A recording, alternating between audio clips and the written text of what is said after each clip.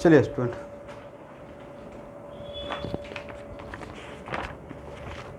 ठीक है।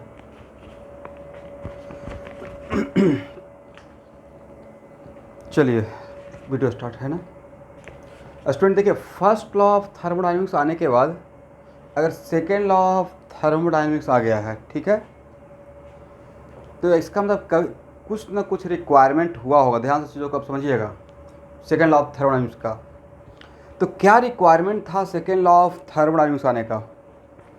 तो actually first law of thermodynamics में से हम लोग को ये नहीं क्लियर कट पता चला कि कौन सा प्रोसेस खुद से होगा और कौन सा प्रोसेस खुद से नहीं होगा, राइट। फॉर एग्जाम्पल यहाँ देखिए, जैसे मान लेते हैं कि इस रूम में जो एसी चल रहा है, तो ऑब्वियसली जैसे ही रूम का एसी ऑफ करूँगा तो बाहर के रेस्पेक्ट में रूम का टेम्परेचर ज़्यादा है, राइट। बाहर के रेस्पेक्ट में रूम का टेम्परेचर क्या है? तो यस, तो एक्चुअल में होता क्या है कि जो भी प्रोसेस है समटाइम्स ऐसा होता है कि जनरल एक थॉट है कि हीट का फ्लो हाई टेम्परेचर से लो टेम्परेचर की तरफ होता है, right. Flow of heat from high hotter body to colder body spontaneously, खुद से, करेक्ट ना। बट इसका उल्टा भी होता है, लो टेम्परेचर से हाई टेम्परेचर की तरफ भी फ्लो ऑफ हीट होता है। For example refrigeration system, right. वहाँ के हीट को बाहर फेंकते रहता है, वहाँ का टेम्परेचर कम है फिर भी वहाँ से हीट निकाल कर बाहर फेंकता है। तो लेकिन वो खुद से नहीं होता है, करना पड़ता है, वो नेचर के अगेंस्ट है, राइट। जो नेचुरल जो प्रोसेस है, उस नेचुरल प्रोसेस में हायर टेम्परेचर से लोअर टेम्परेचर की तरफ होना चाहिए हीट का फ्लो। हाई टेम्परेचर से लो टेम्परेचर, यही होता है ना हीट का flow of heat. But artificially इसका मतलब है कि हम लोग ऐसा खुद से नहीं होगा लेकिन कर सकते हैं एक्सटर्नली। तो एक्चुअली नेचर में सो मेनी प्रोसेस ऐसा है जो कि खुद से होगा या नहीं होगा। तो एक्चुअल में स्पॉन्टेनियस प्रोसेस का डिफिनेशन ही वो है। स्पॉन्टेनियस प्रोसेस का मतलब डिफिनेशन ये होता है कि ऑल नेचुरल प्रोसेस जो भी नेचर में खुद से जो प्रोसेस हो रहा है उसको हम लोग स्पॉन्टेनियस बोलेंगे। और जो खुद से नहीं हो रहा है, ऐसा नहीं कि होगा ही नहीं, खुद से नहीं होगा, उसको क्या बोलेंगे? Non spontaneous. जब खुद से नहीं होगा तो क्या होगा? करवाना पड़ेगा, right, by external agent, correct ना। तो जनरल एक थॉट क्या था? जनरल एक थॉट था इन जनरल माइंड में कि जो एक्सोथर्मिक रिएक्शन है जिसमें एनर्जी रिलीज होता है, तो अगर रिएक्शन के पॉइंट ऑफ व्यू से सोचें तो exothermic reaction should be happen, मतलब उसमें एनर्जी का प्रॉफिट रहा तो होना चाहिए। एंडोथर्मिक इस पॉइंट, अगर एनर्जी के पॉइंट ऑफ व्यू से देखा जाता तो ऑल एक्सोथर्मिक रिएक्शन को होना चाहिए था, और जो एंडोथर्मिक रिएक्शन है उसको नहीं होना चाहिए था, राइट। अगर सिर्फ एनर्जी के प्रॉफिट और गेन के पॉइंट ऑफ व्यू से बात करेंगे तो सब लोग ध्यान से सुनेंगे, ठीक है। लेकिन नेचर में बहुत सारा ऐसा प्रोसेस है जो इवन इफ एंडोथर्मिक है बट खुद से हो रहा है, और बहुत सारा ऐसा प्रोसेस है जो इवन इफ एक्सोथर्मिक है लेकिन नहीं हो रहा है। फॉर एग्जांपल, जैसे आप कपड़ा जो ऐसे भीगा हुआ कपड़ा को बाहर डाल देते हैं तो वहाँ से जो वाटर का इवोपोरेशन हो रहा है वो एंडोथर्मिक फेनोमेना है, एंडोथर्मिक प्रोसेस है, जी राइट। बट बाहर डाल देते हैं मतलब वो नेचर को सपोर्ट कर दिए, नेचर में डाल दिए, खुद से सूख गया नहीं। इवन इफ एंडोथर्मिक है, करेक्ट, उसमें एनर्जी का फ़ायदा नहीं हुआ है, लॉस हुआ है उसको सुखाने में, बट फिर भी वो खुद से हो रहा है, करेक्ट ना एवरीवन। इसका मतलब है कि सर कुछ एनर्जी के पॉइंट ऑफ व्यू से बहुत सारा ऐसा रिएक्शन है जो एंडोथर्मिक होते हुए अगर खुद से हो रहा है, इसका मतलब अपार्ट फ्रॉम एनर्जी कोई और फैक्टर है जो स्पॉन्टेनियस प्रोसेस को कंट्रोल करता है। तो वो फैक्टर था रैंडमनेस। कौन सा फैक्टर? रैंडमनेस। और उसी को रिप्रेजेंट करता है इंट्रोपी। कौन रिप्रेजेंट करेगा? इंट्रोपी, करेक्ट ना। इसका मतलब, और इसी चीज़ को, इसका मतलब है कि एनर्जी और इंट्रोपी, एनर्जी और रैंडमनेस दोनों को कंबाइंड करके एक फंक्शन बनाया गया, और वो फंक्शन गिब्स बनाए थे। तो उनके ऑनर में उस फंक्शन का, उस इक्वेशन का नाम दिया गया गिब्स हेल्महोल्ट्ज़ इक्वेशन, करेक्ट। और उसमें इंथाल्पी को भी इंट्रोड्यूस किया गया और इंट्रोपी को। इसका मतलब है कि spontaneous process not only control by energy, it also control by entropy, agree, and some other factor. तो ये हम लोग का आज का टॉपिक है, और ये टॉपिक आपको दोनों जगह काम में आ जाएगा, ठीक है। यहाँ तो आएगा ही, साथ में और जगह भी काम में आ जाएगा। तो लिखिए, the major limitation of first law of, पहला पॉइंट बनाइएगा, the major limitation of first law of thermodynamics is that, the major limitation of first law of thermodynamics is that it provides no information regarding, it provides no information regarding, it provides no information regarding the spontaneous nature of process, the spontaneous nature of process,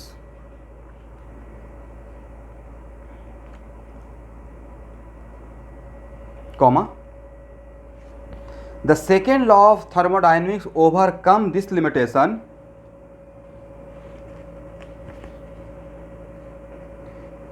the spontaneous nature of process, the spontaneous nature of process, comma, the second law of thermodynamics overcome this limitation। एक और point बनाइए student,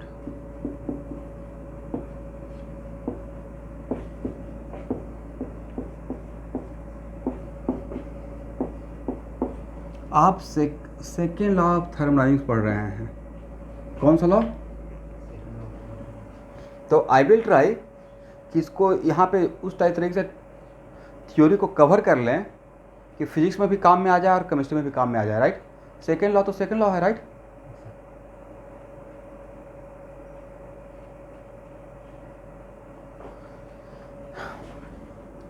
और physics में आप देखिएगा ना, तो physics में अगर कॉन्सेप्ट फिजिक्स वगैरह देखिएगा तो उसमें बहुत एक पैराग्राफ में दिया हुआ है, उतना से काम नहीं चलेगा। यहाँ पे मैं बहुत एलाबोरेट फॉर्म में ले लूँगा तो कंप्लीट पैकेज हो जाएगा मोटा मोटी, ठीक है। बोलेंगे नहीं, बोल के चुप हो जाते हैं बीच में।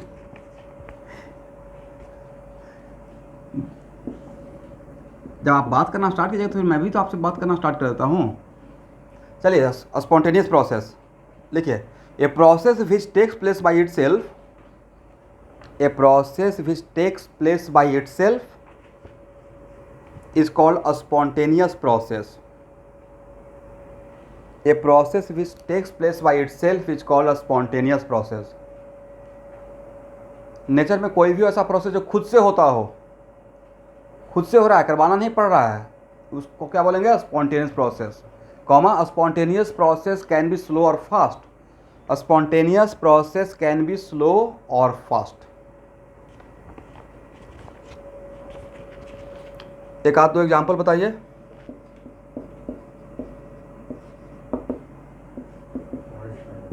इवेपोरेशन ऑफ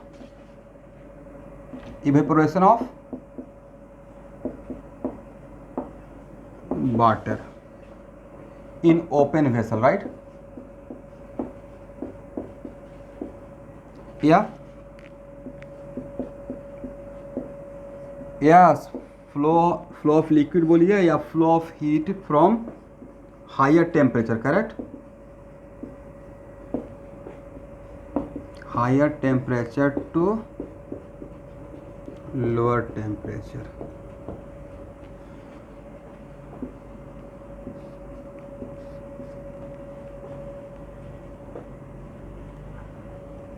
देखिए टाइम कितना जल्दी बीत जाता है, 15-16 मतलब 2 साल, 15 और 16, 15-16 में मेरे पास एक स्टूडेंट रहे थे, आज उस सेंटर पे आए थे भी मिलने के लिए।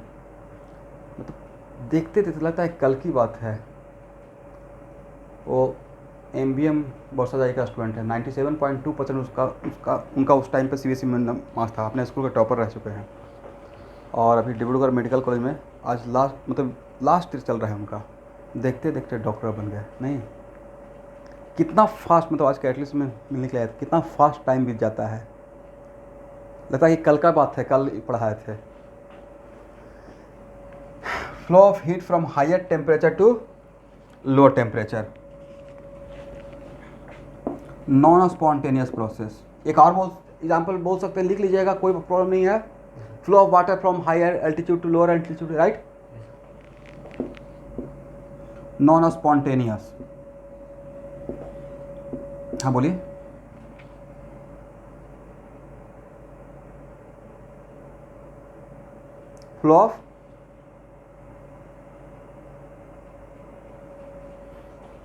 फ्लो ऑफ टाइम, मैं टाइम का ना, तो फ्लो ऑफ टाइम किस सेंस में बोल रहे हैं?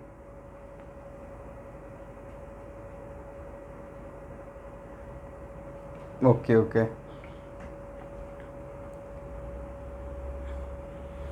हाँ बिल्कुल, प्लस बहुत डेप्थ का क्वेश्चन हो गया ये। मेरा भी टेंजेंट बन रहा है वही, लेकिन मैं सोच रहा हूँ कुछ तो होता ना, हम लोग भूतकाल में चले गए हैं, फ्यूचर में चले गए, राइट। जनरली हम लोग प्रेजेंट में रहते हैं। बहुत होता है किसी दिन बैठ के सोचते हैं फ्यूचर का कि कल के डेट में IITian बन जाएंगे, राइट, और उसके लिए बहुत कुछ पढ़ना इसको मैं सोच कर आंसर दूंगा वेदांग। ये कुछ समथिंग वाट, मतलब ये रिलेटिविटी जैसा भी हो गया नहीं, टाइम भी एक्सपेंड और कॉन्ट्रैक्ट होता है, टाइम भी एक्सपेंड और कॉन्ट्रैक्ट होता है। It is kind of theory of relativity, right. मैं नहीं बोला टाइम एक्सपेंड नहीं होता है, पर अब इसका आंसर देने के लिए मुझे भी थोड़ा टाइम लगेगा, थोड़ा बढ़िया सोच कर इसको कोलेट करूँगा। चलिए, नॉन स्पॉन्टेनियस प्रोसेस, एक लिख लीजिएगा, a process which can not takes place by itself, a process which can not takes place by itself is called non spontaneous.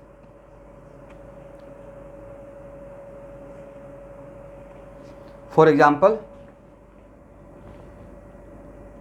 यहाँ देखिए, अगर कोई दो बॉडी है, एक का टेम्परेचर T1 है, एक का टेम्परेचर T2 है, और अगर T1 ग्रेटर देन T2 अब फिर भी हीट का फ्लो ऐसे हो रहा है, मतलब T1 ग्रेटर देन T2 है, अब फिर भी फ्लो ऑफ हीट T2 से T1 की तरफ हो रहा है, जिधर ज़्यादा टेम्परेचर, राइट। जनरली होना चाहिए था उल्टा। मानते हैं कि रूम का टेम्परेचर कम है, अब बाहर का टेम्परेचर ज़्यादा है, करेक्ट, बाहर का टेम्परेचर ज़्यादा है और रूम का टेम्परेचर कम है, AC लगा हुआ है, थोड़ा ठंडा लग रहा है, राइट। अब फिर भी जब AC चालू कर दिए हैं तो यहाँ के हीट को ही बाहर फेंक रहा है, करेक्ट। अरे खुद से होता क्या, ये पंप लगा हुआ है, करेक्ट, कंप्रेसर काम कर रहा है। तो flow of heat from where to where, lower temperature to higher temperature, ये स्पॉन्टेनियस नहीं हो सकता है, ये नेचर का रूल नहीं था, राइट। नेचर का रूल था हाई टेम्परेचर लो टेम्परेचर, तो एक प्रोसेस क्या हो गया, नॉन स्पॉन्टेनियस। या flow of water from lower altitude to higher altitude, ground floor से टॉप फ्लोर पे पानी को पहुंचा देना है, पानी की टंकी में, खुद से जाएगा या पंप लगाना पड़ेगा, पंप सेट लगाना पड़ेगा। चलिए, तो सर स्पॉन्टेनियस प्रोसेस यहाँ देखिएगा, तो पूरा सेकेंड लॉ ऑफ थर्मोडायनेमिक्स में हम लोग यही पढ़ने वाले हैं, स्पॉन्टेनियस होगा या नहीं होगा, इससे रिलेटेड क्वेश्चन, करेक्ट। और यहाँ पे ही शुभांकर सुन रहे हैं, यहाँ पे ही आपको साइकिल पढ़ा देंगे। साइकिल समझते हैं ना, साइकिल तो अभी नहीं पढ़ाए होंगे, नहीं पढ़ाया ना, कार्नोट साइकिल, तो यहाँ पे ही डील कर लेंगे, ठीक है। और वो आपको फिजिक्स में भी काम में आ जाएगा। तो फिजिक्स में हीट में ये 3-4 चैप्टर का थ्योरी नहीं पढ़ेंगे भाई, सिर्फ शॉर्ट नोट्स बनाएंगे। मैं आपको शॉर्ट नोट्स बना दूंगा हीट का, कितना सारा चैप्टर का, फर्स्ट लॉ ऑफ थर्मोडायनेमिक्स का, KTG का, और specific heat capacity of gases. बस 2 दिन में शॉर्ट नोट्स, थ्योरी ओवर है ना तो बोल ही नहीं सकते हैं। उसमें जितना थ्योरी, सब थ्योरी ग्राफ के साथ पढ़ा दिया गया है यहाँ पे ही, और डायरेक्ट प्रॉब्लम पे अटैक करूँगा, करेक्ट। बस यही काम करेंगे, W का वहाँ पे साइन पॉजिटिव, यहाँ पे negative, and vice versa, right. हाँ,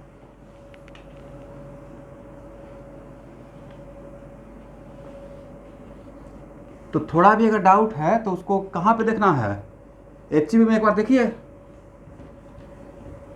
और उसमें कुछ अगर लगता है कि नया बात छूटा हुआ है तो उसको डील करेंगे।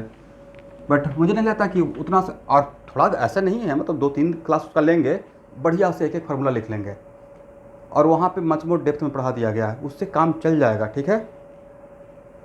और देखिए सिर्फ कहानी बनाते रहेंगे फिजिक्स में तो प्रॉब्लम पे भी तो अटैक करना पड़ेगा। तो मुझे लगता है कि इससे इतना सही अगर आपका सारा प्रॉब्लम मिल जाता है नीट का और जेई मेन का और एडवांस लेवल तक का जितना मैं पढ़ा दिया, और आपको प्रॉब्लम मेरा आईआईटी का सब्जेक्टिव इवन एडवांस लेवल का प्रॉब्लम सॉल्व करने के टाइम पे अगर लगता है कुछ फार्मूला मिसिंग है जिसकी वजह से नहीं बना, तब लगेगा कि हाँ थ्योरी मिसिंग है, राइट, लगता है कि इतना सही बन जा रहा है, देन फाइन, करेक्ट ना। मैं एडवांस तक का बात कर रहा हूँ।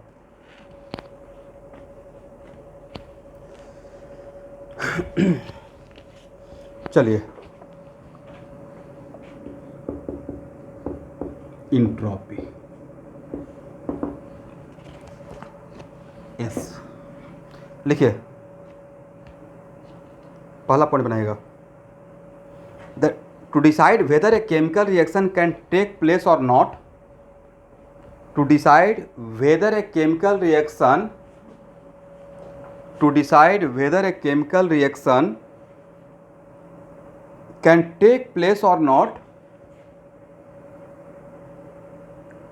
to decide whether a chemical reaction can take place or not, the first factor that has to be considered, the first factor that has to be considered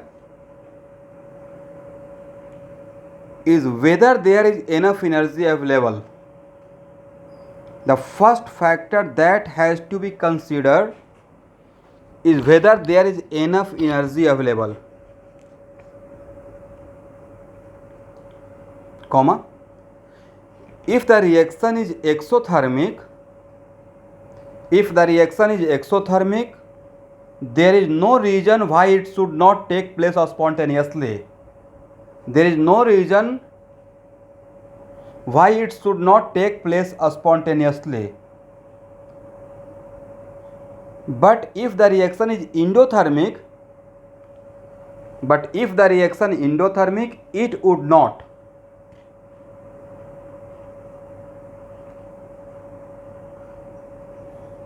If the reaction is exothermic, there is no reason why it should not take place spontaneously. लिख लीजिए, लिखिए, to decide whether a chemical reaction can take place और not, comma, first factor that has to be considered whether consider is whether there is enough energy available, comma, if the reaction is exothermic there is no reason why it should not take place spontaneously, correct. But if the reaction is endothermic then it would not, correct. कहने का हिंदी में मतलब ये हो गया कि generally सबसे पहले मेरे माइंड में क्या आएगा कि एनफ एनर्जी अवेलेबल है या नहीं है। अगर रिएक्शन एक्सोथर्मिक है तो कोई रीजन नहीं, अगर एनर्जी के पॉइंट ऑफ व्यू से सिर्फ सोचे तो एनर्जी के पॉइंट ऑफ व्यू से सोचेंगे, और अगर मेरा रिएक्शन एक्सोथर्मिक है तो फिर कोई एनर्जी के पॉइंट ऑफ व्यू से कोई रीजन नहीं बनता है, कोई रिएक्शन नहीं होना चाहिए। बट बहुत सारा एग्जांपल है जिसमें कि एक्सोथर्मिक होते हुए भी नहीं होता है, राइट। इसी चीज़ को मैं लिखवा रहा हूँ, एग्री ना। लिखिए एक और point, in nature we come across so many examples, in nature we come across so many example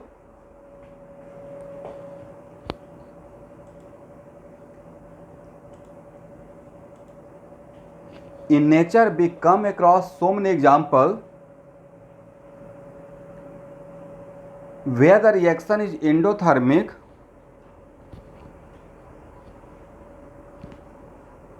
in nature so many example which is the reaction है, लिखिए process is endothermic but it happens spontaneously. In nature so many processes in which it is endothermic but it happens spontaneously. In nature so many processes which is endothermic but it happens spontaneously. यहाँ तक लिख लिए। तो यहाँ से क्या समझ में आया कि नेचर में बहुत सारा एग्जाम्पल है जो कि प्रोसेस है जो एंडोथर्मिक है बट खुद से हो रहा है। इट मीन्स एनर्जी के पॉइंट ऑफ व्यू से सिर्फ सोचते तो एंडोथर्मिक प्रोसेस को खुद से नहीं होना चाहिए था, राइट। बट वो खुद से हो रहा है। इसका मतलब यहाँ from here conclusion is that, मैं लिखवा दूंगा, energy is not the only factor which control spontaneity या स्पॉन्टेनियस प्रोसेस, राइट। अगर एनर्जी ही सिर्फ एक फैक्टर रहता तो एक्सोथर्मिक रिएक्शन होना चाहिए था, एंडोथर्मिक नहीं होना चाहिए था, करेक्ट। स्पॉन्टेनियसली लिखिए, from here conclusion is that, from here conclusion is that energy alone is not the deciding factor, energy alone is not the deciding factor for a spontaneity of, energy alone is not the deciding, क्या लिखे थे student, फिर से एक बार बोलिए तो, energy alone is not the deciding factor for a spontaneous process। तो जब energy alone is not the deciding factor for a spontaneous process, तब यहाँ से एक नया चीज़ का उत्पत्ति हुआ, एक नया कॉन्सेप्ट का, that is called entropy. From here entropy is important. Entropy मतलब रैंडमनेस, करेक्ट ना। लिखिए, from here concept of entropy becomes important. ये थोड़ा सा होता ना इंट्रॉपी का इंट्रोडक्शन।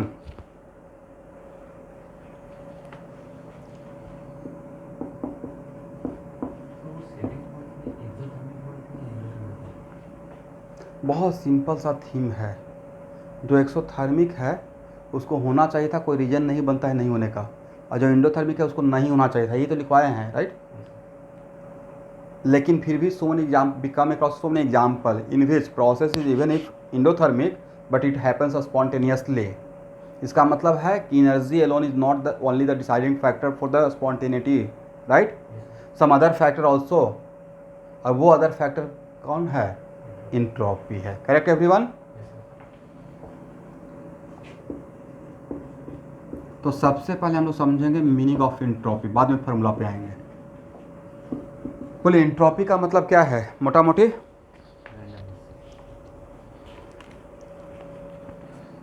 लिखिए, entropy the degree of disorder, entropy is degree of disorder, मतलब ऑर्डर या रैंडमनेस, डिग्री ऑफ रैंडमनेस। तो किसी भी प्रोसेस में अगर रैंडमनेस ज़्यादा है, रैंडम ज़्यादा है, उसका इंट्रॉपी ज़्यादा है, is it right. Second point लिखिए, तो यहाँ देखिएगा, इसका मतलब किसी प्रोसेस में चेंज इन इंट्रॉपी अगर ज़्यादा हुआ तो उस प्रोसेस को होने में रैंडमनेस ज़्यादा रहा, राइट। इंट्रॉपी को बोल रहे हैं क्या, डिग्री ऑफ रैंडमनेस। तो अगर S2 माइनस S1 की है और वैल्यू अगर बहुत बड़ा मिला है, मतलब उस प्रोसेस में रैंडमनेस ज़्यादा था, इट क्लियर। एक लाइन और पॉइंट बनाइएगा, change in entropy is the capacity of, change in entropy is the capacity for a spontaneous change in entropy is the capacity for a spontaneous change in a system।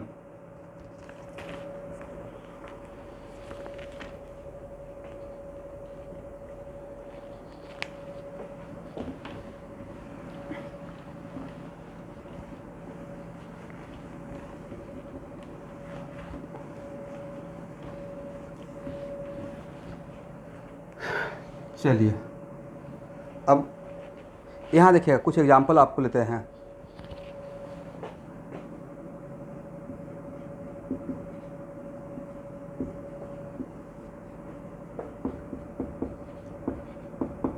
आपने कोई एक process किया, यहाँ देखिएगा, यहाँ से यहाँ, तो सॉलिड से लिक्विड में जाते हैं, किसी में मॉलिक्यूल का मूवमेंट रैंडमनेस ज़्यादा रहेगा,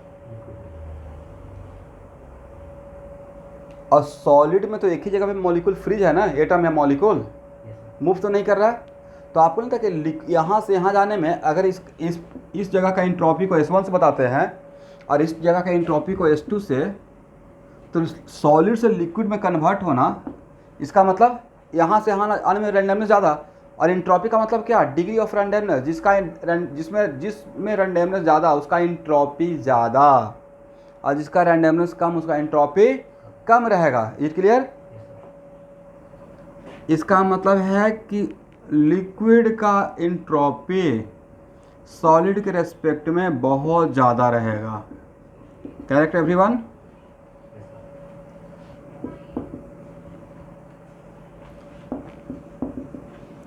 यहाँ देखिए,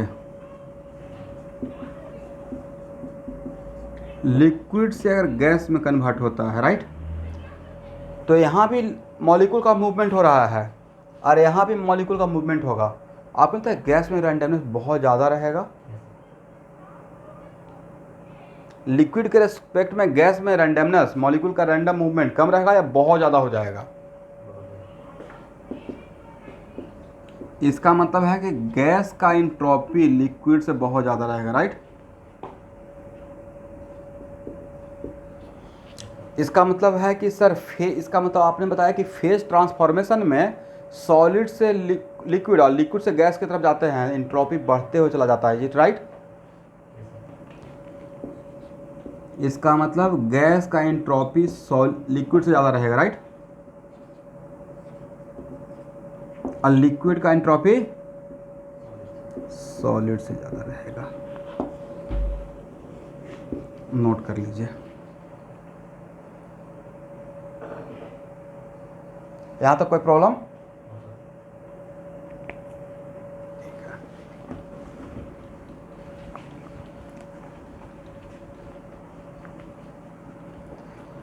यहाँ देखना है, किसी सिस्टम को एनर्जी देने से, इन नेचर का रूल है एनर्जी कम स्टेबिलिटी ज़्यादा, राइट? एनर्जी ज़्यादा स्टेबिलिटी कम, करेक्ट? इसका मतलब भाई इसको एनर्जी ज़्यादा देंगे, मान लेते हैं, यहाँ देखिए मैं इस बॉक्स को यहाँ से उठाकर यहाँ कर दिया, अब तब पूछा इस बॉक्स का एंट्रोपी बढ़ा या नहीं बढ़ा? बढ़ गया है। यहाँ से जाके तुम माउंट एवरेस्ट के एकदम माउंट एवरेस्ट की चोटी पे पहुँच जाओगे, ऑब्वियसली ग्रेविटेशनल पोटेंशियल बढ़ा गया, बहुत वर्क किया, राइट? तुमको लग नहीं रहा, बट एक्चुअली तुम्हारा वो अलग फॉर्म ऑफ एनर्जी में कन्वर्ट हो गया है। मैंने इस डब्बा को यहाँ से उठाकर यहाँ, तो मैंने जो काम किया वो इसमें एनर्जी के फॉर्म में जाकर स्टोर हो गया, राइट? तो इस डब्बे का मैं पूछ रहा हूँ, इस डब्बा में एनर्जी बढ़ गया है। एनर्जी अगर बढ़ जाएगा, एनर्जी ज़्यादा होगा तो क्या होगा, उसमें रैंडमनेस ज़्यादा आ जाएगा, तो ऑब्वियसली थोड़ा एंट्रोपी बढ़ गया, राइट? अब फिर भी नहीं समझ में आता है तो यहाँ देखना है, ये सॉलिड है, ठीक है स्टूडेंट एवरीवन? ये सॉलिड है ना? इसको मैं गर्म करना स्टार्ट किया, यहाँ देखिएगा इतना सारा चीज़ हम लोग यूट्यूब पे देखते हैं कि रॉड को गर्म कर रहे हैं तो इसका कलर चेंज होना शुरू हो जाता है, राइट? तो एक मिनट, जब रॉड को गर्म कर रहे हैं तो एक टाइम आता है जब ये मेल्ट करना शुरू हो जाता है, तो क्या डायरेक्ट मेल्ट करेगा या सर जैसे ही एनर्जी देंगे तो इसका आपस में जो मॉलिक्यूल है या जो एटम है वो वाइब्रेट करना स्टार्ट हो जाएगा, राइट? अपने पोजीशन के अबाउट वाइब्रेट, अंदर में दिखाई नहीं पड़ेगा बट वो वाइब्रेट करना शुरू हो जाएगा, करेक्ट ना? अब वाइब्रेट करने का मतलब क्या, रैंडमनेस बढ़ना स्टार्ट हो गया है। तो किसी भी सिस्टम को एनर्जी देंगे ऑब्वियसली उसमें रैंडमनेस इंक्रीज होना स्टार्ट हो जाएगा। और हीट देते तो क्या हो गया, सॉलिड से लिक्विड, और फिर और अगर हीट दे रहे हैं तो लिक्विड से गैस, करेक्ट?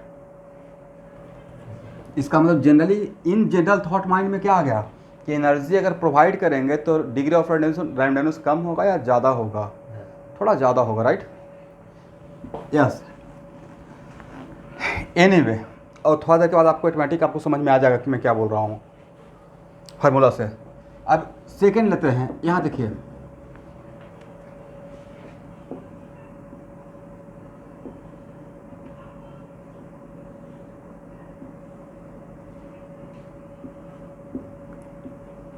टू मोल है, गैस है, ठीक है?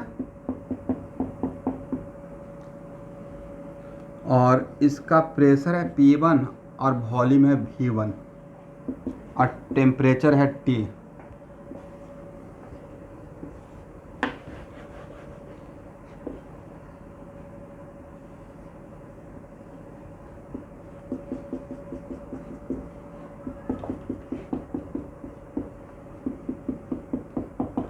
सेम सिस्टम, 2 मोल गैस है, प्रेशर है P2 और वॉल्यूम है V2, बट टेम्परेचर को मैं सेम रखा हूँ।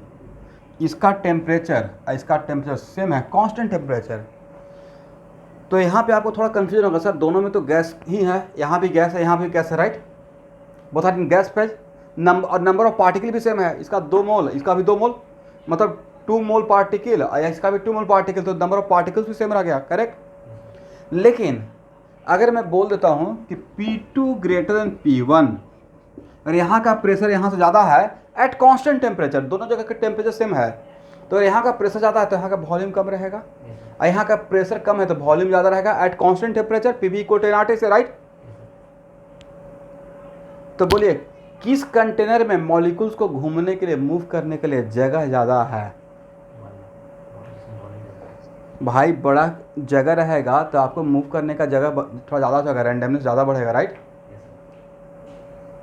और एक ही रूम में अगर आप पैक कर दिया जाएगा तो मेरा डिग्री देखते नहीं, मेरा डिग्री फ्रीडम अभी पढ़ाने का क्या है, बिल्कुल ऐसे है, यहाँ से घूमते हैं वहाँ जाते हैं, फिर वहाँ से घूमते हैं यहाँ से आते हैं, बिल्कुल चीज़ किया हुआ, राइट? अब कैटलिस्ट में पढ़ाते थे, बड़ा सा पोडियम था, रूम में पढ़ा रहे हैं, तो क्या है, इधर बेड लगा हुआ है, इधर बस थोड़ा सा जगह है, थैंक गॉड कम से इतना भी पढ़ाने को मिल गया। तो समझ रहे हैं बात को? तो एक्चुअल में तो यहाँ से अगर एक लाइन का कॉन्सेप्ट बनाना हो, क्या लिखिएगा? For same number of moles of gas, for same number of moles of gas same रखेंगे, अदरवाइज पार्टिकल ज़्यादा रहेगा तो ऑब्वियसली रैंडमनेस ज़्यादा हो सकता है। For same number of moles of gas at constant temperature, what? Eight constant temperature, if pressure is low then randomness is high, and if pressure is high then randomness is low, correct na?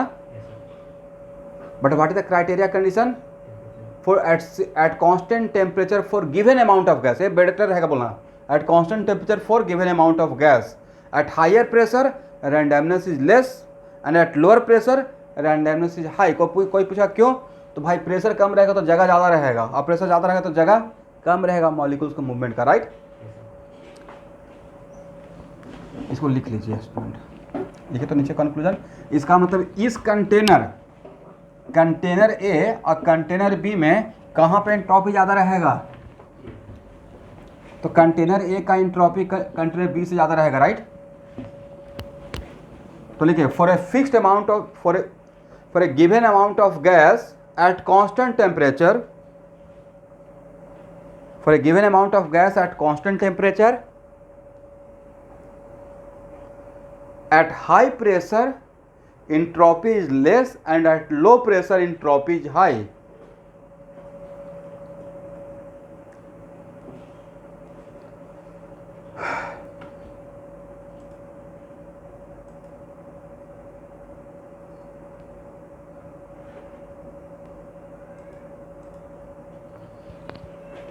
ठीक है ना everyone?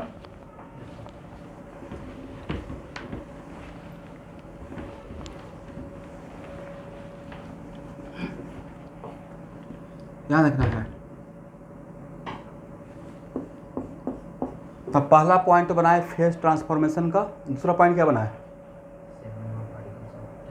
Same gas के लिए, right? Next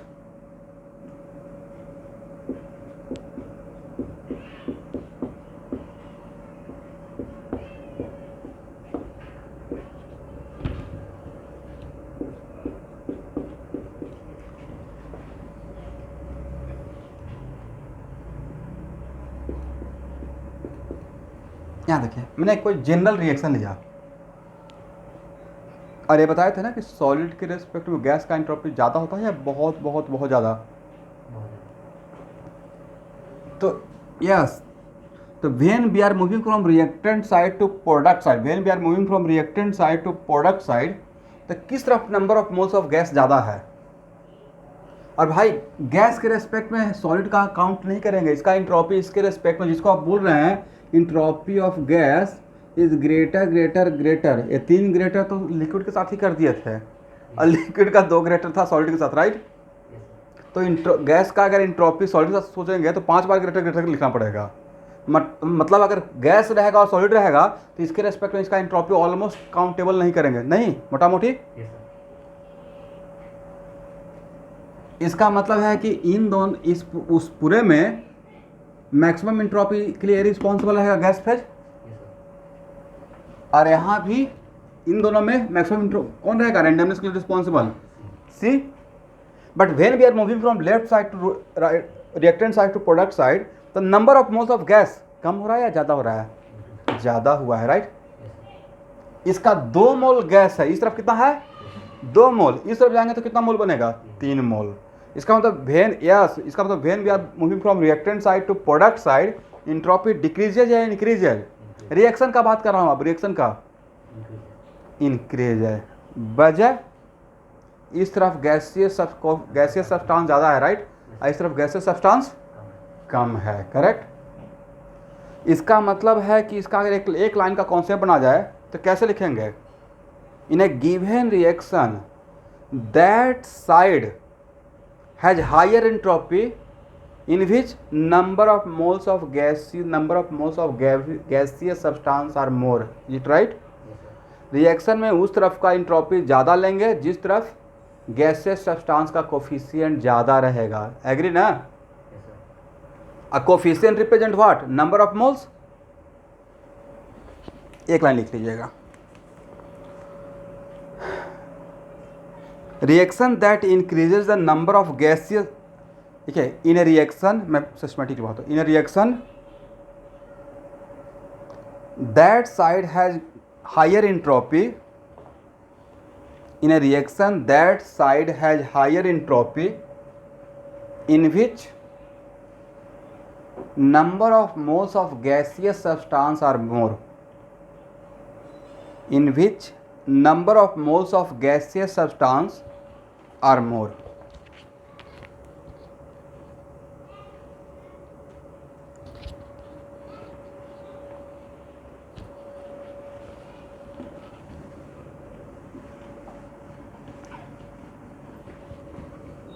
और एक last point भी add कर लीजिए, raising the temperature also increases the entropy, raising the temperature also increases the entropy.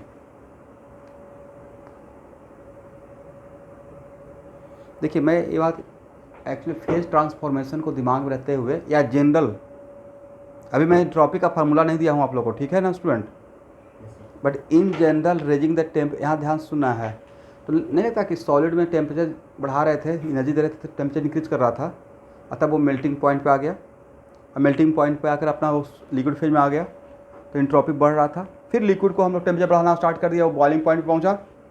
But boiling point आए तो डे टू डे लाइफ का बात है भाई, मॉर्निंग से लेकर इवनिंग तक, सुबह उठते हैं, चाय बनाना स्टार्ट करते हैं सुबह, तो गर्म करते हैं पानी को, देखते हैं कितना, जब डालते हैं पानी बर्तन में शांत जल, राइट, जैसे ही स्टार्ट करते हैं ऐसे होना स्टार्ट होता है, right, that is called what, 3 form है ना एनर्जी ट्रांसफर का, कौन कौन सा, कंडक्शन, उसके बाद radiation, mode of transfer of heat, there are 3 mode of transfer of heat, conduction, radiation, convection, right. 3 conduction में क्या चाहिए, मीडियम, करेक्ट, रेडिएशन में नो रिक्वायर्ड ऑफ मीडियम, और कन्वेक्शन किस में होता है, ड्यू टू डेंसिटी का डिफरेंस, राइट। अगर जी नहीं रहेगा तो वहाँ पे फिर कन्वेक्शन के थ्रू हीट का ट्रांसफर नहीं होगा, करेक्ट ना। जैसे वेंटिलेटर लगा हुआ था, वेंटिलेशन देखते हैं, वो खिड़की को सबसे ऊपर में लगाते हैं, वेंटिलेशन समझते हैं ना, वेंटिलेटर, क्यों, क्योंकि जो गर्म गैस है उसका डेंसिटी कम हो जाता है, वो ऊपर चला जाता है, तो वहाँ से के थ्रू जाएगा, करेक्ट।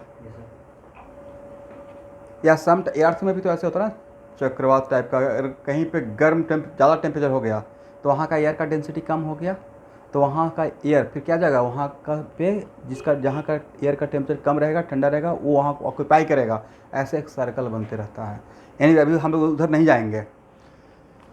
इसका मतलब टेम्परेचर अगर इंक्रीज करते हैं तो सिस्टम का एंट्रोपी जनरली क्या होगा, इंक्रीज होगा। टेम्परेचर बढ़ाने से इसका मतलब टेम्परेचर बढ़ा रहे हैं by way of what, by giving the energy देंगे तो रैंडमनेस इंक्रीज करेगा।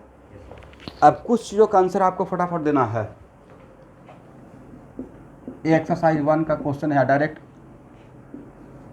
यहाँ देखिएगा NH4Cl solid converted to NH3 gas अब प्लस HCl गैस। इस रिएक्शन में डेल्टा एस समझते हैं ना, डेल्टा एस मतलब क्या, entropy of product minus entropy of product minus entropy of reactant, right. Change in entropy, negative या पॉजिटिव, साइन क्या थे,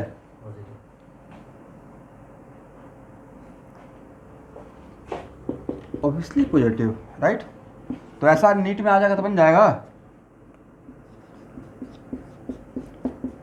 N2 gas plus 3H2 gas. ये आप लोग को आया हुआ क्वेश्चन ही ले रहा हूँ, अपनी तरफ से तो कुछ क्वेश्चन ले नहीं रहा हूँ। डेल्टा एस दोनों तरफ गैसेस सब्सटेंस, बट इधर number of moles of gases substance 4 है, इधर 2 है, तो डेल्टा एस निगेटिव, राइट। चलिए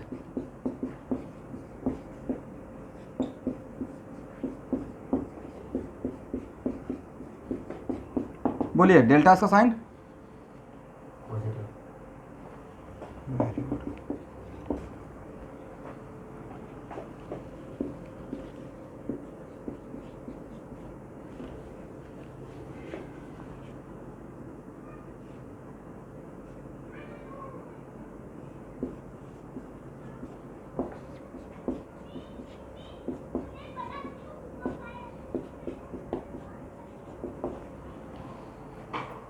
डेल्टा एस मतलब इसका 1 कोफिशिएंट इधर भी 1 कोफिशिएंट दिया हुआ है, राइट। मतलब for given amount of given fixed amount of given gas, right. और यहाँ इसका प्रेशर 10 atm, इसका प्रेशर 1 atm और टेम्परेचर को कांस्टेंट कर दिया है, तो अब इसलिए यहाँ पर रैंडमनेस ज़्यादा रहेगा, प्रेशर कम वॉल्यूम ज़्यादा, तो रैंडमनेस।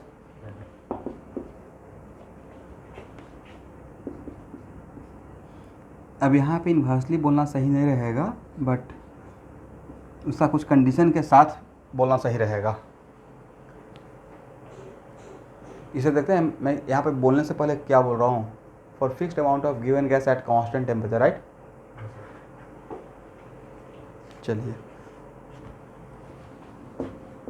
Br2 लिक्विड से Br2 gas, entropy change entropy sir positive, is it right. चलिए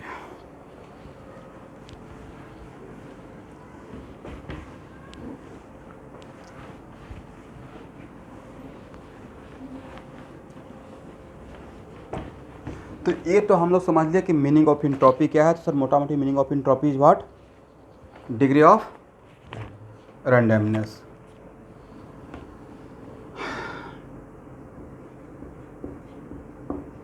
डिफाइनिंग इक्वेशन ऑफ इंट्रोपी,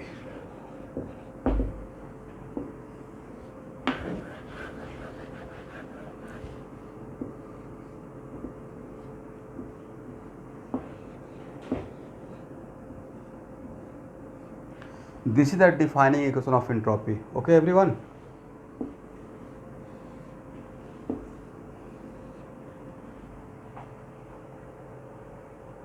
यहाँ पे ds क्या है बोलना है भाई, चेंज इंट्रोपी, राइट। इसका मतलब है, और it is very important to note that entropy is also a state function. Entropy is what, also state function. अब ये नहीं कि सर इंट्रोपी तो स्टेट फंक्शन है, लेकिन ये तो इससे बन रहा है, तो इसको छोड़िए, बट इंट्रोपी क्या है, स्टेट फंक्शन है, करेक्ट। इज कंपल्सरी कि जो स्टेट फंक्शन है वो पाथ डिपेंडेंट से नहीं बन सकता है। फॉर एग्जांपल यहाँ देखिए, डेल्टा यू इक्वल टू क्या था केमिस्ट्री में, क्यू प्लस डब्ल्यू, यही था ना। It also depends on path, it also depends on part, मतलब इन दोनों से जो बना है वो इंडिपेंडेंट ऑफ पाथ, राइट। तो यहाँ से तो कॉन्फिडेंस आ गया, ये नहीं बोलना है कि सर ये तो स्टेट फंक्शन है तो जिससे बना है वो भी state function. It is not compulsory, may और मे नॉट, राइट। चलिए अब यहाँ बताइए, ठीक है स्टेट फंक्शन है, बट नहीं लगता है कि ये भी डिपेंड करेगा कंडीशन पे। For example it also depends on condition. State initial point और फाइनल पॉइंट पर डिपेंड करेगा, बट थोड़ा तो आप बोल सकते हैं सर क्यू तो एक्चुअली क्या है, यहाँ पे जब इसको इंटीग्रेट करेंगे डी एस तो मतलब S1 से S2, इज इट राइट?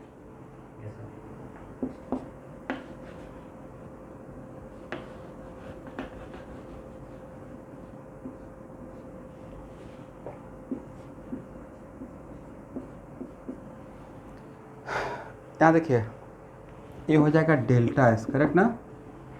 क्या हम लोग टी को बाहर ला सकते हैं? नहीं ला सकते हैं। टी को अगर टेम्परेचर कांस्टेंट नहीं है ड्यूरिंग द प्रोसेस तो क्या टी आपका कांस्टेंट है? नहीं है, करेक्ट। और ये तो पक्का पता है कि क्यू में लैम्डा लगा रहता है, राइट? क्यू में क्या लगा रहता है? लैम्डा। इसका मतलब डेल्टा एस, यहाँ पे अगर लैम्डा है तो डेल्टा एस भी हम लोग किसके लिए बोलेंगे? लैम्डा के लिए। Change entropy for in isochoric process, change entropy for isobaric process, correct? Correct ना?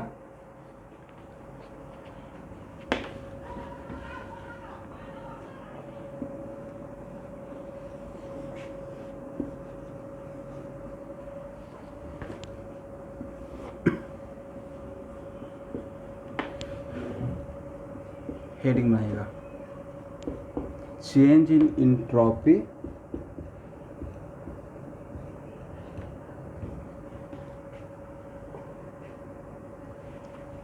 एक मिनट।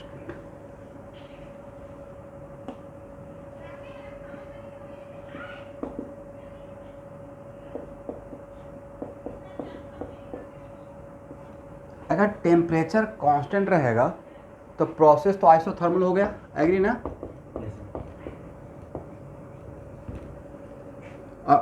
तब उस केस में एटलीस्ट टेम्परेचर को बाहर निकाल सकते हैं, नहीं? तब डेल्टा इसके लिए क्या लिखेंगे? Q by T, correct everyone? But यहाँ पे Q किस प्रोसेस का है? आइसोथर्मल प्रोसेस का, नहीं? जिसका हम लोग बता सकते हैं तो टी वाला सबसे आसान रहेगा, बजाय इंटीग्रेशन से बाहर आ जाएगा। एक और प्रोसेस का आप चलते हुए बोल सकते हैं, कौन सा? सर क्यू को ही जीरो करते हैं, डी क्यू को ही, कब होगा? एडियाबेटिक प्रोसेस में, राइट? एडियाबेटिक प्रोसेस में डी क्यू जीरो रहेगा, मतलब क्यू जीरो रहेगा, करेक्ट? तो डी न्यूमरेटर ही जीरो हो गया तो पूरा टर्म जीरो हो जाएगा, एग्री ना? तो डेल्टा एस क्या रहेगा? जीरो। एडियाबेटिक प्रोसेस में डेल्टा एस जीरो, मतलब S2 minus S1 equal to zero, मतलब S2 equal to S1, correct? तो वैसा प्रोसेस जिसमें एंट्रोपी कांस्टेंट रहता है उसको बोलते हैं आइसेंट्रोपिक। बोलिए तो, लिखिए, the process in which entropy is constant, the process in which entropy is constant is called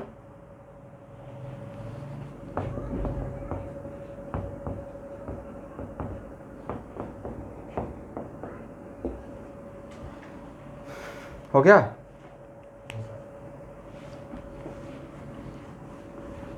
अब स्टूडेंट अभी कुछ देर के लिए मैं सिर्फ काम करूंगा for fixed amount of given gas के लिए। मैं नहीं बोल रहा हूँ कि चेंज एंट्रोपी सिर्फ गैस के लिए होता है। और शुभांकर ये आपके लिए ज़्यादा इंपॉर्टेंट है, पजल नहीं होना है। जनरली फिजिक्स में रिएक्शन तो नहीं आएगा, हीट वाला चैप्टर में रिएक्शन नहीं आएगा, बट गैस तो अब पक्का आएगा। तो वहाँ पे मोटा मोटी क्या रहेगा? For fixed amount of given gas, right? तो भाई अगर fixed amount of given gas का थ्योरी यहाँ पे क्लियर कर रहे हैं तो नहीं लगता कि वहाँ वाला काम यहाँ पे हो गया? पढ़ाना तो दोनों जगह था, बट थर्मोडायनेमिक्स का कॉन्सेप्ट ज़्यादा कहाँ पे है? ज़्यादा केमिस्ट्री के पॉइंट ऑफ व्यू से है। फिजिक्स में तो लिमिटेशन है ना, for fixed amount of given gas. Chemistry में दोनों बात होना है, right. For fix amount of given gas रहे या रिएक्शन रहे, हम लोग को देखना पड़ेगा।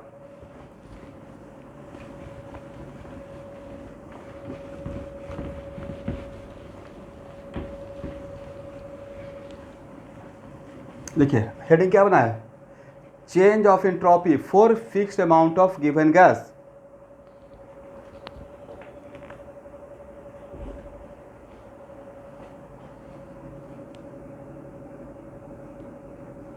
अब उसमें हम लोग for fixed amount of given gas में डिफरेंट प्रोसेस के लिए काम करने वाला है, राइट।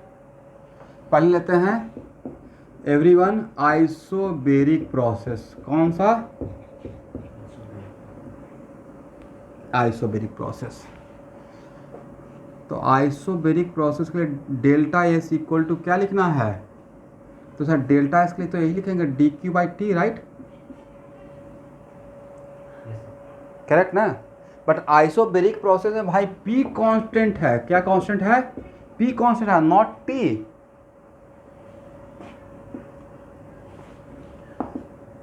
क्या देखिए तो ये लिख सकते हैं DE equal to D Q plus D W. ये था ना स्टूडेंट?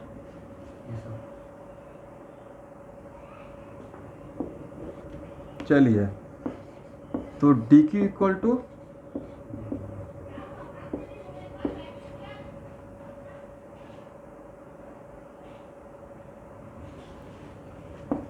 और डी ई के लिए कितना? N C V D T. ये मैं आपको बोला था for fix amount of given gas, not for reaction. For fix amount of given gas के लिए चेंज इंटरनेट के लिए आप ये लिख सकते हैं, राइट। क्या डी के लिए इतना लिख सकते हैं? और केमिस्ट्री में डी डब्ल्यू के लिए minus P D V, right.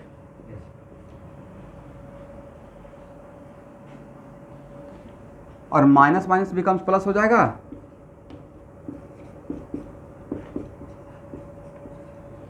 चलिए इस वैल्यू को यहाँ से उठाना है, यहाँ पर रख देना है।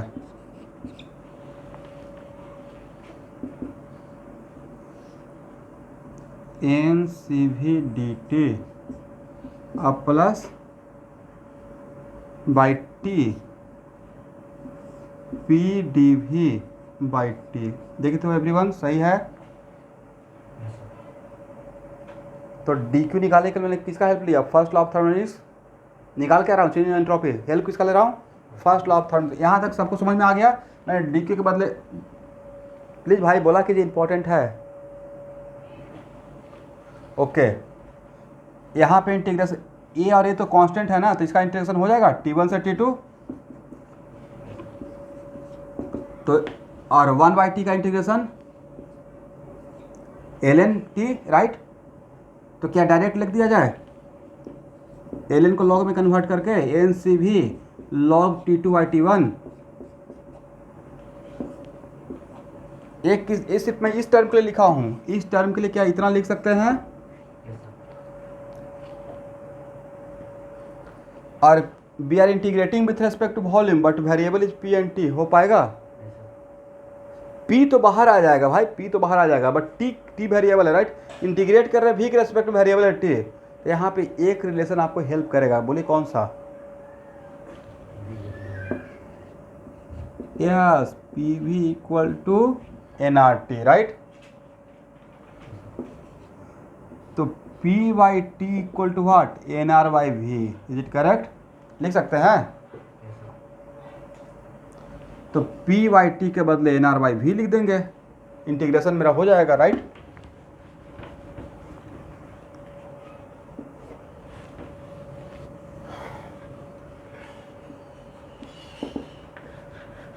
तो 2.303 N C V log T2/T1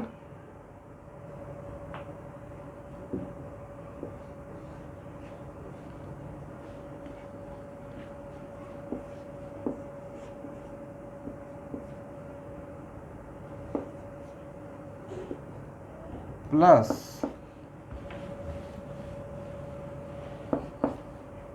क्या रहेगा? ANR/V dV मतलब 2.303 NCV log T2/T1 अब plus NR 2.303 NR log V2/V1 is it right? तो for fixed amount of given gas के लिए, for fixed amount of given gas at constant pressure change entropy का formula ये रहेगा, right? Objective आएगा तो बन जाएगा इस पर। अब ये क्या फिजिक्स में क्या अलग फार्मूला आएगा या पक्का यही रहेगा? हीट में चेंज एंट्रोपी रहेगा तो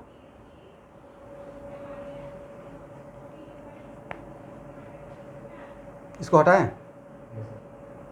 किसका किसका हेल्प लेके यहाँ तक पहुँचे हैं? एक तो इंट्रॉपी का डिफाइनिंग इक्वेशन को नहीं छोड़ना है। डिफाइनिंग इक्वेशन है ds = dq/t, राइट? अब वहाँ पे बस वहाँ का ही गेम है, ठीक है ना?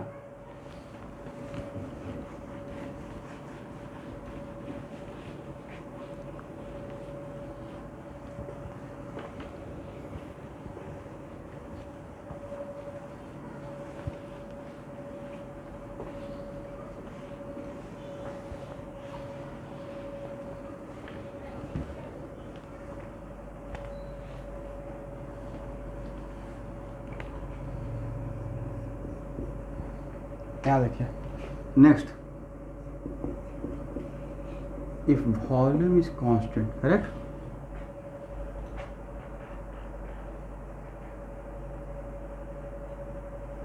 हो गया ना? तो वॉल्यूम कांस्टेंट है एवरीवन, और तब हम लोग क्या लिखेंगे? ds = dq/t। तो डेल्टा इसको बदले सर इंटीग्रेशन ऑफ ds, तो क्या हो जाएगा? dq/t। अब यहाँ देखिएगा dE = dq + dw, ये है ना first law of thermodynamics. For gas के लिए काम बात कर रहे हैं, for fixed amount of given gas के लिए कांस्टेंट वॉल्यूम पे तो ये 0 हो जाएगा। इसका मतलब कांस्टेंट वॉल्यूम पे dq किसके बराबर रहेगा? d के बदले, मतलब q किसके बराबर रहेगा? डेल्टा ई के बदले, इज इट करेक्ट? इसका मतलब dq = d, तो क्या इसके बदले a यूज कर लें?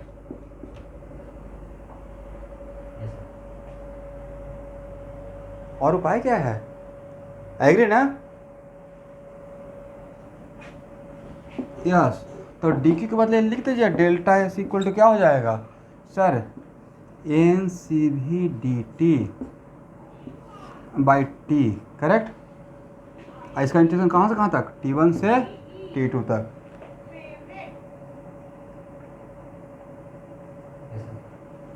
तो लेकिन एक किस कंडीशन का है? Then V constant for way but a formula for fixed amount of given gas, not variable gas. n constant मान के चल रहे हैं, राइट?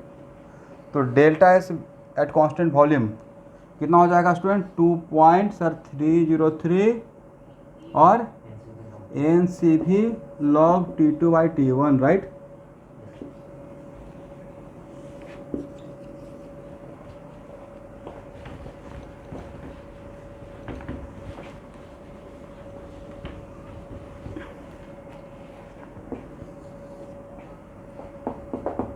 अगर T कांस्टेंट रहेगा, T कांस्टेंट,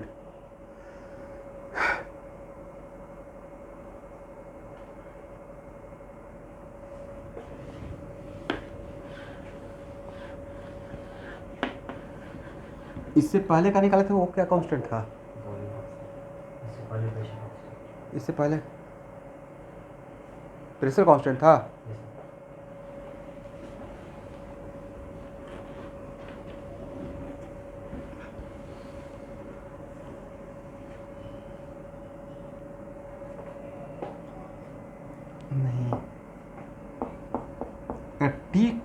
टी कांस्टेंट है सर, टी कांस्टेंट है तो सर ये फार्मूला तो हम लोग ऑलवेज लिख सकते हैं, D E equal to what? बोलिए बोलिए।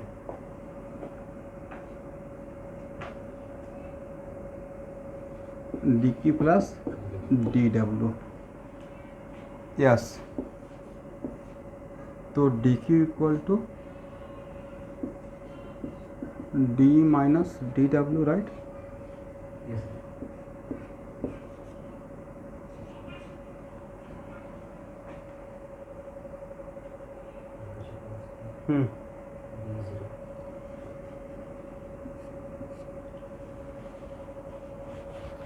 और डी के बदले क्या लिखेंगे, एन से भी डी टी, और डी डब्ल्यू के बदले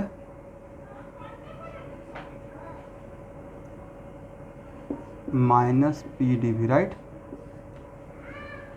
अब minus minus becomes plus, correct है ना।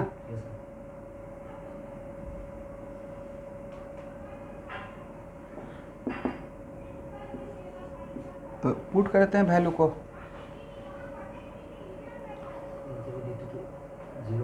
क्या होगा, और टेम्परेचर कांस्टेंट है तो एक टर्म तो हो गया 0, तो डी क्यू के बदले क्या, पी डी भी, राइट।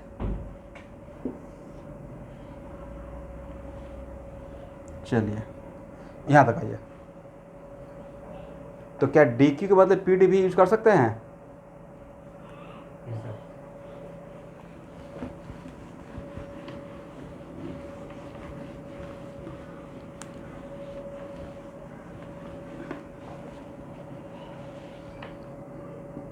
तो डेल्टा एस इक्वल टू यही था ना, डी क्यू बाई टी का इंटीग्रेशन,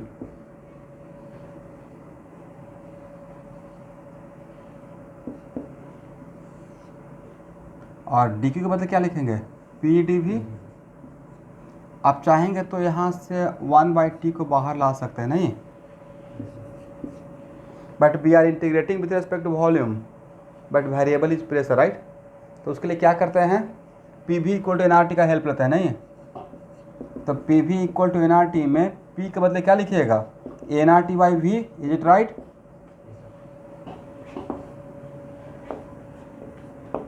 अब देखिए मैं आपकी जगह पर रहता तो मैं जो है यहाँ से ही समझ में आ जाता, क्योंकि डी क्यू इक्वल टू हो गया है ये टर्म 0, तो D Q equal to minus D W, मतलब Q equal to W, direct W का वैल्यू मैं पुट कर देता। Work done at constant temperature, at constant temperature मतलब Boyle's law, right. Constant temperature का work done for fixed amount of given gas का तो रटा हुआ है ना हम लोग का, कितना था, -2.303 N R T log V2 by V1, right. तो मैं उसको डायरेक्ट यहाँ पे पुट कर लेता, बस आपको दिखाने के लिए फिर से एक बार प्रैक्टिस करने के लिए काम कर रहा हूँ। इसे पुट कर दीजिए,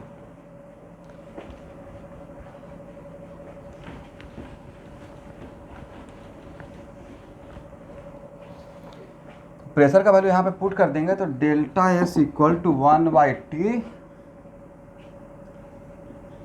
N R T by V D V, T बाहर, एन आर टी बाहर ले आए,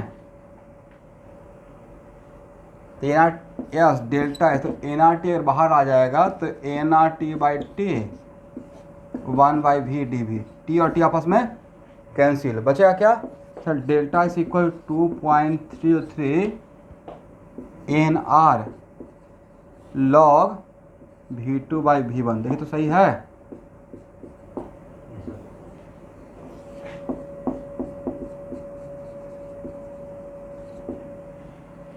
इसका मतलब टेम्परेचर कांस्टेंट होते हुए भी इंट्रोपी बढ़ सकता है, राइट। ये सामने एक फार्मूला है।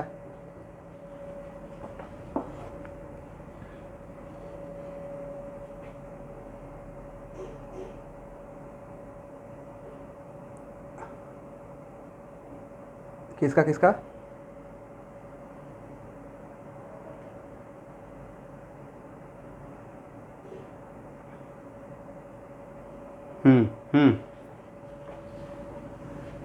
और वो होना भी चाहिए, बोलिए क्यों।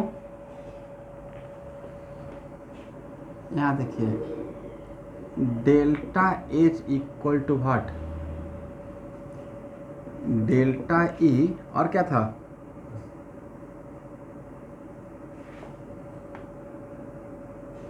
डेल्टा, बोलिए बोलिए। एक्चुअल में हम लोग यहाँ पे किए क्या है, यहाँ देखना है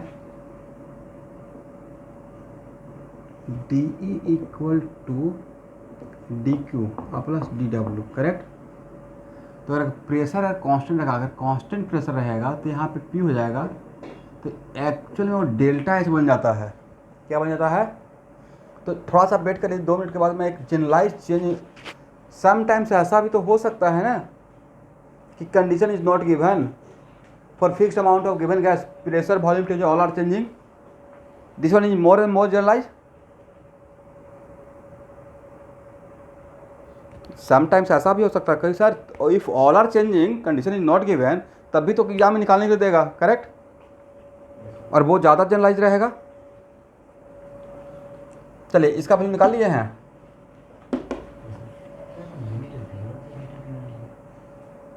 V1 से V2 ही लिए लिमिट, ठीक है, हो गया ना। कहीं पे कुछ साइन का प्रॉब्लम तो नहीं हो रहा है?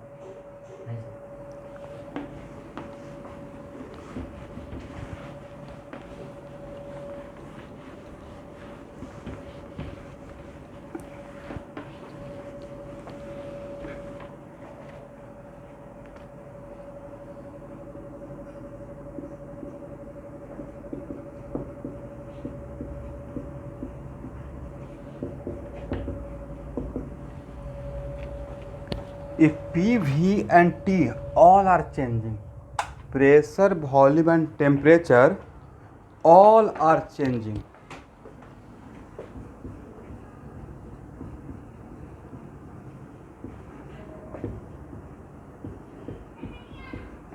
For fixed amount of given gas.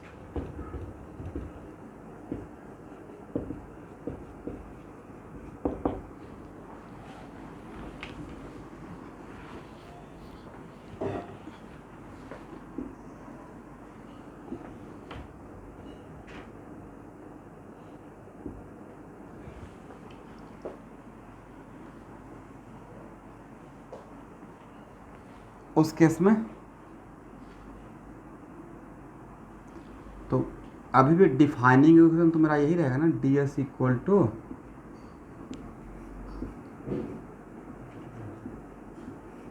D Q by T,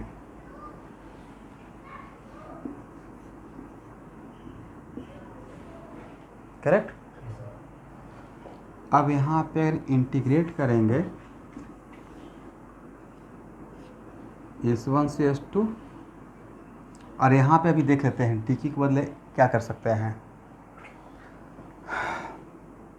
तो यहाँ पे हम लोग क्या लिखेंगे, D E equal to D Q plus D W, ये क्लियर स्टूडेंट,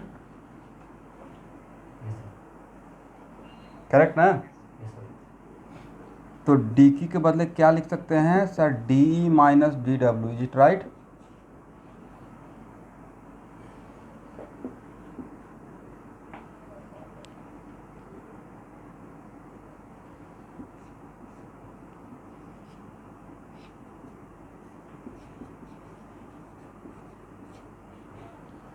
देख तो सही है।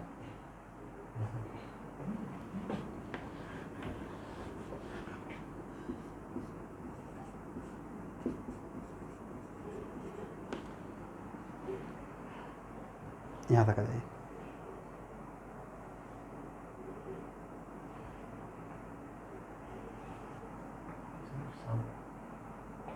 सब चीज़ है तो उसमें भी आएगा उसमें। नहीं, अभी तो मैं डी डब्ल्यू के बदला डिफरेंशियल नहीं ले रहा हूँ, डिफरेंशियल तो नहीं लिया हूँ मैंने। अभी एक काम थोड़ी बोला है कि P V equal taken differential both side, मैं तो ये काम नहीं किया हूँ। मैं तो ये P D minus P D भी किसके लिखा हूँ, डी डब्ल्यू के बदले ना। उसका डिफरेंशियल जब रिक्वायरमेंट रहेगा तब लेंगे। अभी तो मैं सिर्फ डी डब्ल्यू के बदले वैल्यू पुट किया हूँ, राइट, समझा स्टूडेंट। अब यहाँ पे डी क्यू के बदले बस ए पुट करेंगे, D plus P D V और डिवाइडेड बाई टी, राइट। इतना लिखने में तो कोई प्रॉब्लम नहीं है। और डी के बदले क्या लिख सकते हैं, N C V D T, और P D V, P V equal to, तो एन आर टी लिख सकते हैं ना, पी के बदले N R T B Y V तो लिख सकते हैं, कोई प्रॉब्लम इसमें? डिफरेंस तो नहीं लिया हूँ, P equal to N R T by V मैं लिख दिया। अभी मैं इंटीग्रेशन का काम शुरू नहीं किया हूँ, बस मैं ये काम कर रहा हूँ, N R T by V D V. अभी मैं इंटीग्रेशन स्टार्ट ही नहीं किया, मैं टी को अंदर ही रखा हूँ। Correct everyone? यहाँ तक लिखने में आप लोगों को कोई प्रॉब्लम?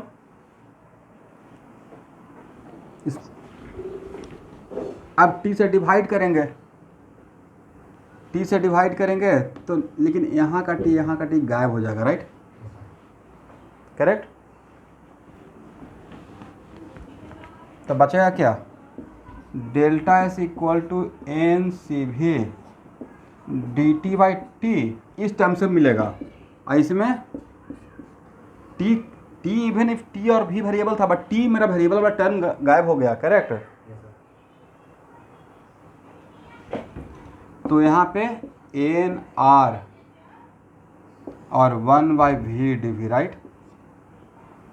यहाँ पे T1 से T2, और यहाँ पे कहाँ से कहाँ तक, V1 से V2।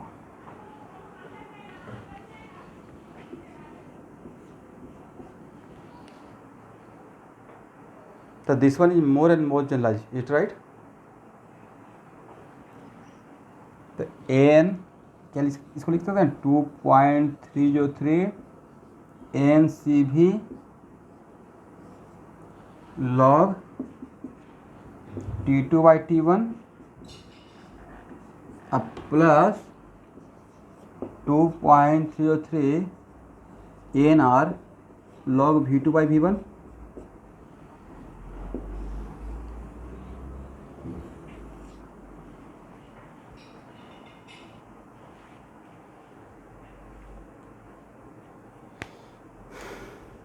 हो गया ना?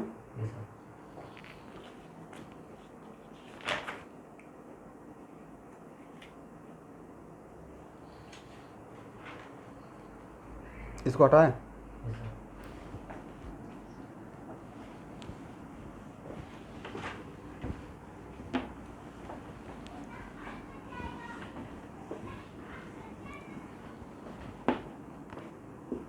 क्या इसी फार्मूला को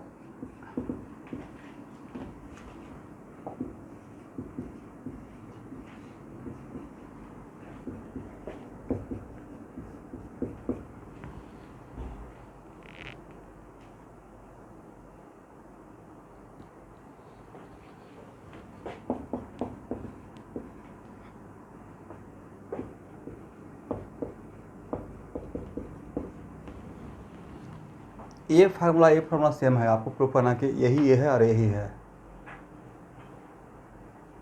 प्रूफ कर सकते हैं?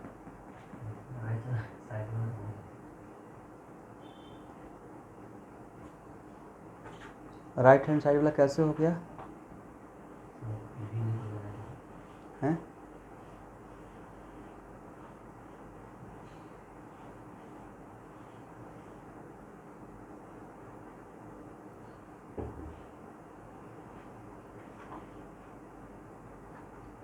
राइट हैंड साइड वाला भी कैसे हो गया, वही तो मुझे पूछना था।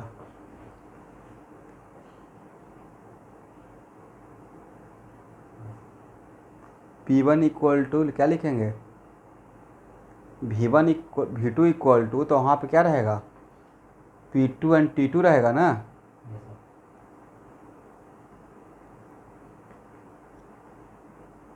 चलिए आपको प्रूव करना है, दिस इक्वल टू दिस, कैसे प्रूव करेंगे? जितना आसानी से प्रूव कर सकते हैं कीजिए।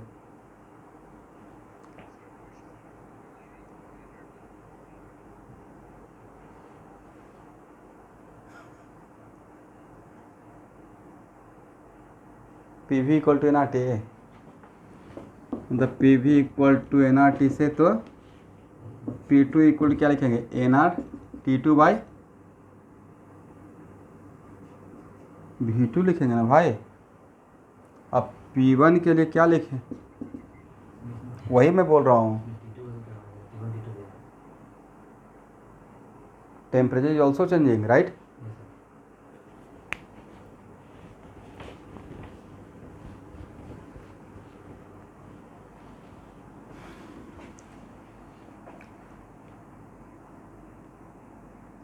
आप लोग ट्राई करेंगे या मैं ट्राई करूं? करेंगे सर.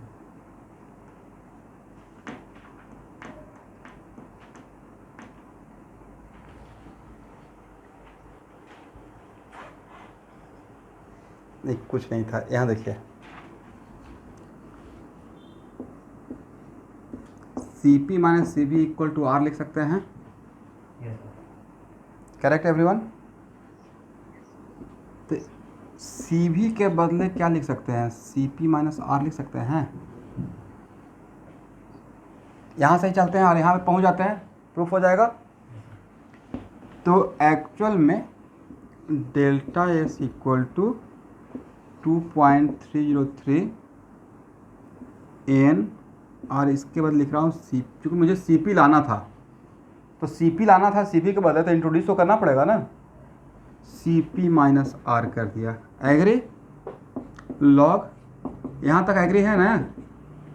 Yes, sir. अब प्लस 2.303। कभी कभी हम लोग बहुत बड़ा बड़ा बात सोच लेते हैं, बहुत कभी कभी छोटा बात से ही आंसर आ जाता है। अब इस ब्रैकेट को ओपन कीजिए, एक टर्म तो आपको आसानी से मिल गया, 2.303 N C P log T2 minus T1, और एक्स्ट्रा टर्म इसके ऐसा करने से कौन सा मिल गया sir? Minus 2.03 N R log T2 by T1 extra आ गया, राइट? Yes, sir. अब plus 2.33 N R log V2 by V1। यहाँ तक कोई प्रॉब्लम? चलिए, इन दोनों में कॉमन क्या ले सकते हैं? 2.33 एन आर कॉमन ले लीजिए, राइट? यहाँ के बाद तो आप रास्ता तो दिखा दिए, यहाँ के बाद तो आपको फटाफट कर देना चाहिए। 2.303 एन आर कॉमन ले लेंगे तो क्या बचेगा sir? Log V2 by V1 minus log T2 by T1। Agree? और लॉग, इसको क्या लिख सकते हैं? Log V2 T1 divided by V1 T2। Yes, sir.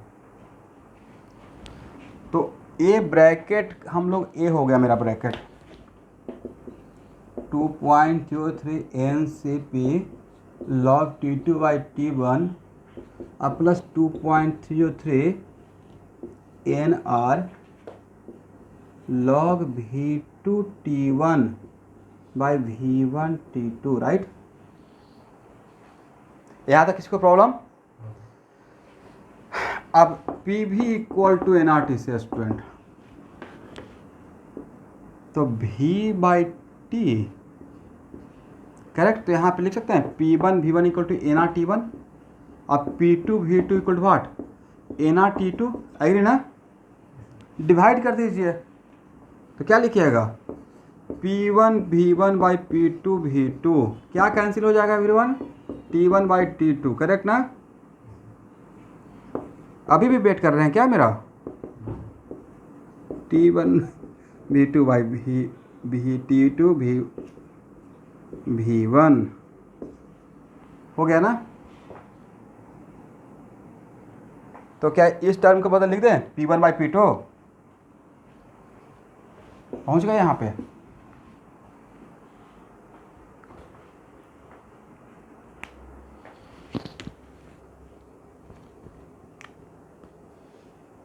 सुनने तक इस फर्स्ट लॉ ऑफ थॉर्मेंस पढ़े हुए हैं, जो वहाँ पे फर्स्ट लॉ ऑफ थॉर्मेंस का इक्वेशन हम लोग को बहुत हेल्प कर रहा है, और प्रोसेस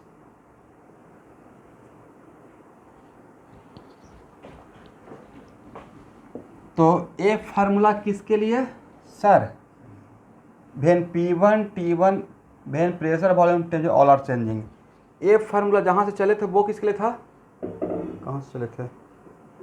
एक और था ना, delta S equal to 2.303 N C भी, याद ही है, कोई बात नहीं, लॉग T2 बाई T1 अब plus 2.303 N R log V2/V1, is it right? Yes, sir. अब दोनों डिफरेंट फार्मूला है, सेम फार्मूला, इसको हटा देना डेरिवेशन को। Yes, sir. तो मैंने कुछ भी नहीं किया भाई, CV के बदले CP-R लिख दिया, राइट? और उसके बाद लॉग के प्रॉपर्टी का यूज कर लिया और थोड़ा सा PV = NRT से। अब उससे फ़ायदा क्या रहेगा? अब देखिए, इतना जान गए, यहाँ देखिए कितना बढ़िया हो जाएगा। अरे ये सबसे पहले अगर यही हम लोग काम कर लेते, यहाँ देखिए सर, पहले यही काम कर लेते हम लोग, मेहनत करने से बच जाते, राइट? बोलिए कैसे? सर T कांस्टेंट रहता, क्या कांस्टेंट? T constant. तो ए टर्म या ए टर्म दोनों में से कोई भी यूज कर सकते हैं, मेरी मर्जी है, राइट? T कांस्टेंट रहता तो ए टर्म तो 0 होता। Log 1. बोला कीजिएगा, ये बहुत ख़राब बात है, नहीं बोलते हैं तो कॉन्फिडेंस मेरा गिर जाता है। मतलब समझ में ऐसा लगता है ना कि मैं बोल रहा हूँ, समझ में आ रहा है नहीं आ रहा है। कभी कभी तो लगता है कि कुछ लोग पानी पीने चले गए, ब्रेक ले लिए हैं। यहाँ देखिए, तो ए टर्म 0 हो जाएगा, राइट? ए टर्म 0 हो जाएगा, Yes, sir. तो बचेगा तो यही टर्म ना। अरे तो पहले से पता है कि T कांस्टेंट मतलब बॉयस लॉ, तो P1/V1 = P2/V2, P1/V1 = P2/V2, तो V2/V1 लिखें या उसी को P1/P2 लिखें, एक ही बात हो जाएगा, राइट? तो ये बड़ा कमाल का चीज़ था, नहीं? शॉर्ट नोट्स में इसको रखने से मेरा काम बन जाएगा, राइट?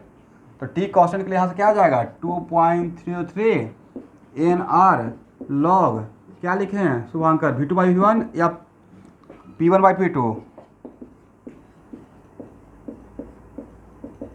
एक ही बात है, राइट? एक ही बात है ना।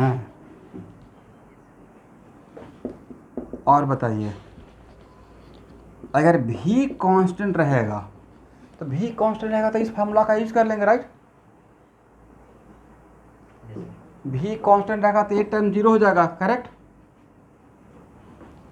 तब delta S = 2.303 NCV log T2/T1, is it right?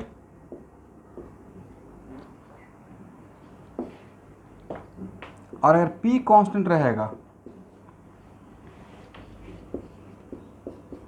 इसका यूज कर लेंगे, तब क्या रहेगा? 2.33 NCP log T2/T1। तो P कांस्टेंट के लिए हम लोग को फार्मूला देखिए तो आया है। P कांस्टेंट के लिए क्या आया था, देखिए तो।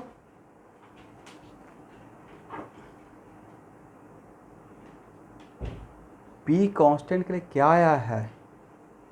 हाँ, sir. उसमें V2/V1 को निकाल दिया. उसमें आएगा NCV 2.3. तो उसमें log T2/T1 log T2/T1 common 2.303 n log T2/T1 common ले लीजिए, तो CV+R मिल जाएगा। Yes, sir. और CV+R is called CP, right? तो जो पहले डेरिवेशन किया और अभी जो कर रहे हैं अलग है। No, sir. CP के बदले CV+R लिख दे, राइट? तो एक ही बात है। Yes, sir. तो इसका मतलब this one is more and more generalise, right?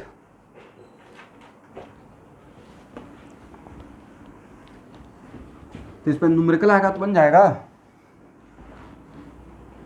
तो मैं आपको सजेस्ट कर रहा हूँ कि मोर एंड मोर जनरलाइज का ज़्यादा याद रखिए, राइट? डेरिवेशन करने का टाइम तो रहेगा नहीं, तो मोर एंड मोर जनरलाइज का याद रखते हैं तो इट्स बेटर। अब फिर भी भूल जाते हैं, 2 लाइन का तो डेरिवेशन है, कुछ भी कर रहे हैं सर, कुछ नहीं आपने किया, ds = dq/t किया, राइट? और उसको फर्स्ट लॉ ऑफ थर्मोडायनामिक्स से dq उठा के यहाँ पर डाल देंगे, फिर मैं हम लोग by applying common sense how can we integrate वो देख लेंगे, राइट?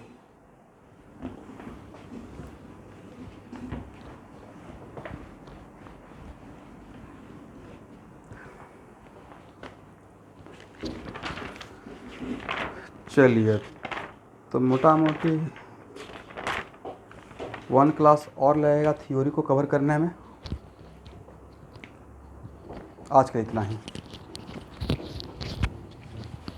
आप पहले वीडियो तो उसमें V2/V1